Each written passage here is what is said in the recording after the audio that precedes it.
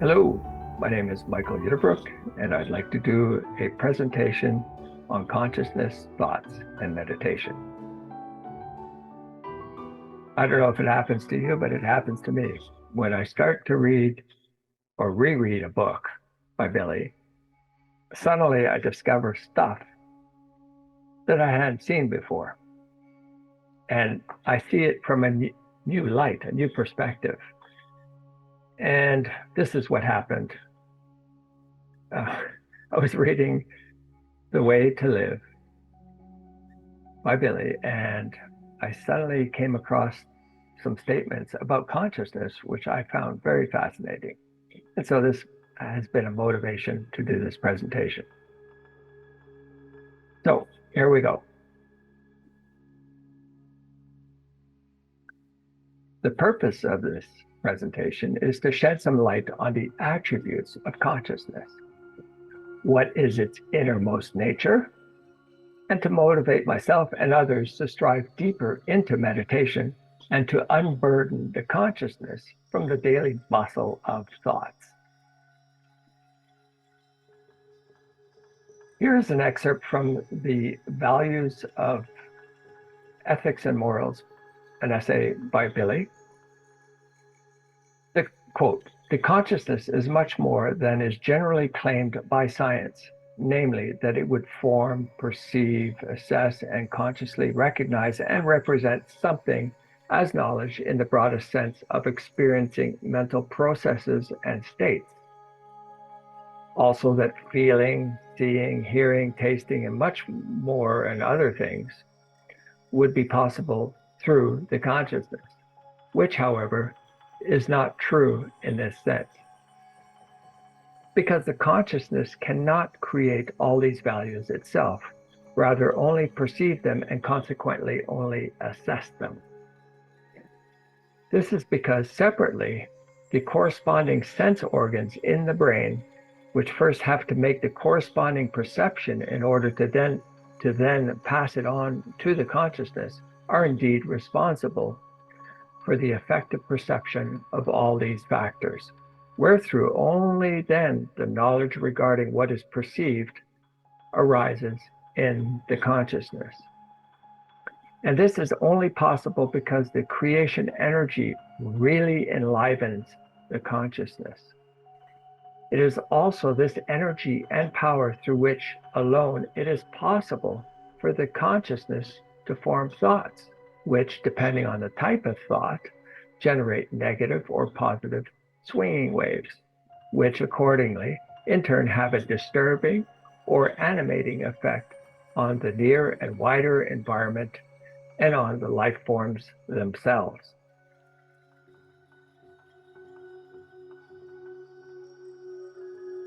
For the human beings, this generating of negative or positive swinging waves from thoughts, even at a distance, comes to fruition in an emotional form. Consequently, an attracting or a rejecting factor arises.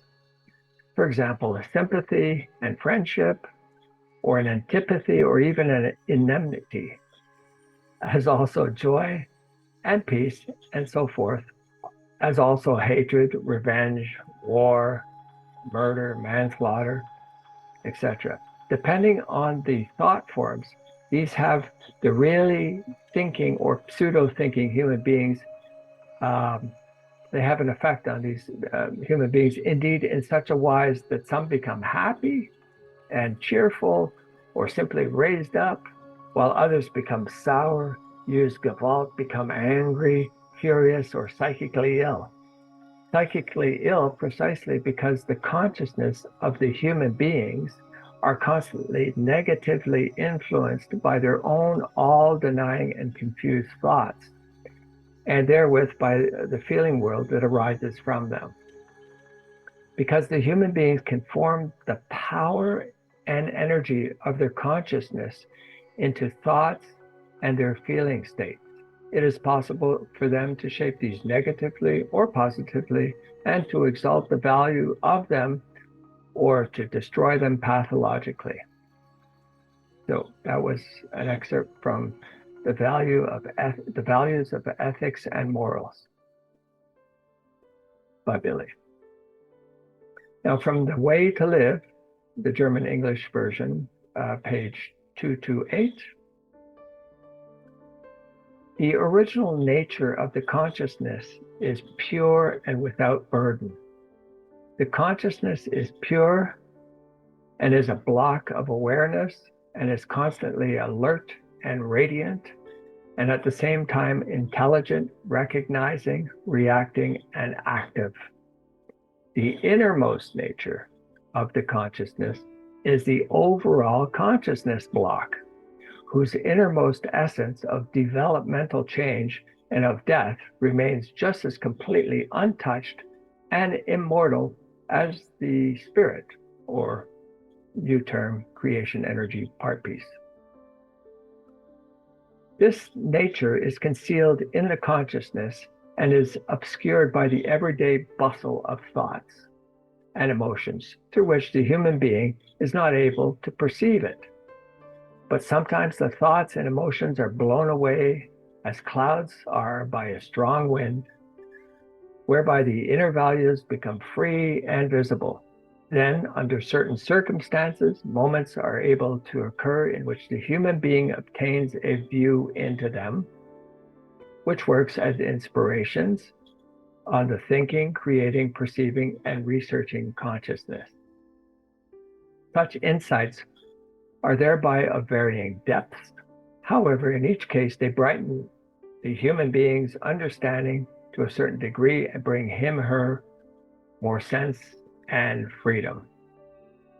But that only becomes possible as a result of the fact that in connection with the spirit, this inner nature of the overall consciousness block is the origin of the understanding itself. And from an extract from an essay by Christian Freiner, edited by Billy, on the topic of overall consciousness block, I'll just read this short little sentence. It is interesting to note that this overall consciousness block is constantly present in the human being as part of the creation energy, as an all-knowing factor of everything which is learned in all lives. Consequently, it forms the human overall consciousness block, which together with the spirit form, respectively creation energy form, enters into the embryo on the 21st day after conception and begins to be active. So there's an interesting connection there.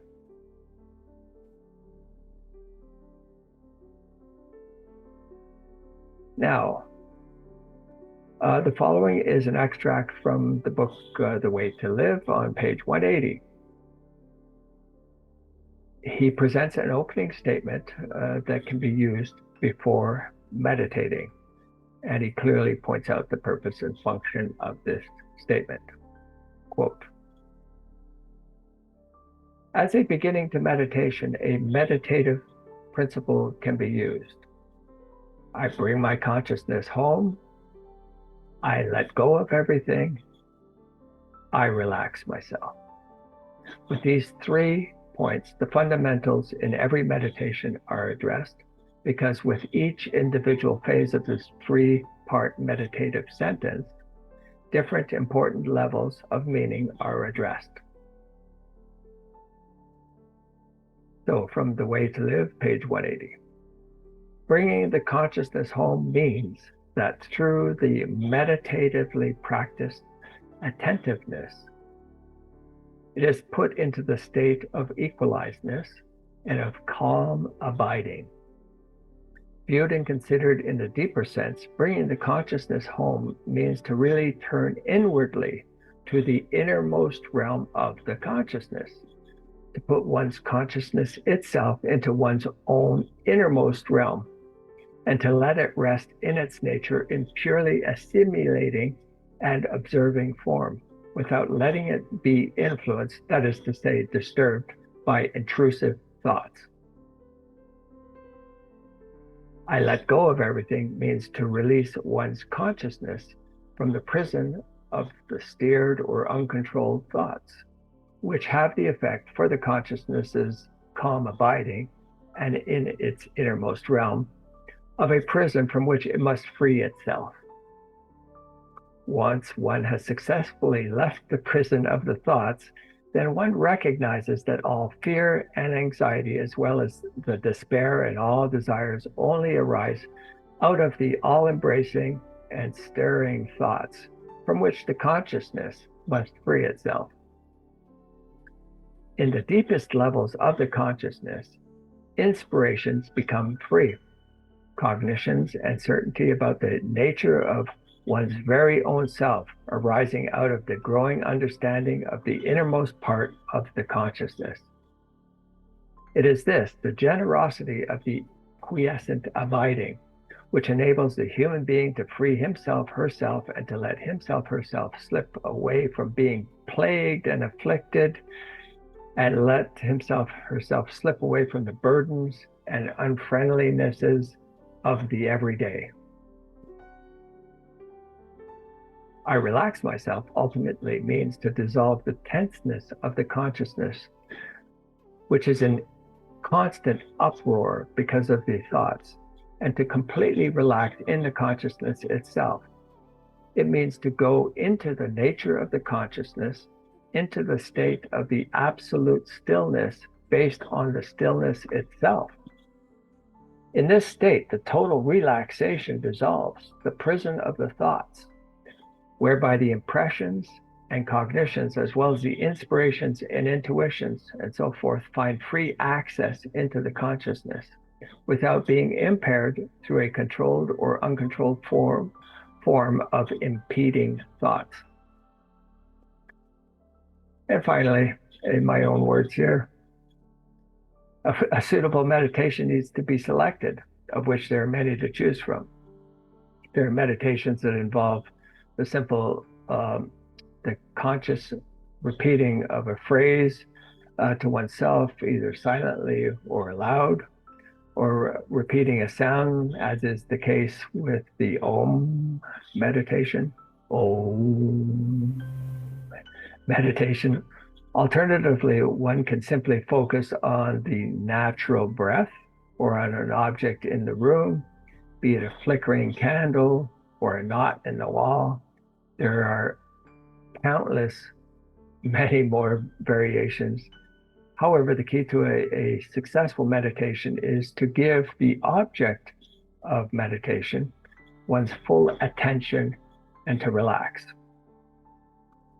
And for example, on page 244 of The Way to Live, Billy states, one of the easiest and most helpful meditation methods consists of directing the consciousness onto a chosen, joyfully pleasing object and letting the consciousness rest gently on it. For this, an object of natural beauty can be used, which has an inspiring effect on the consciousness and through which the feelings also resonate correspondingly. For example, the object can be a flower or a sparkling crystal, which are either there in reality or only exist as fantasy. But it is better that an object is chosen which embodies the truth and which is thus also there in reality. And that, my friends, is this presentation. Thank you very much, and Salome.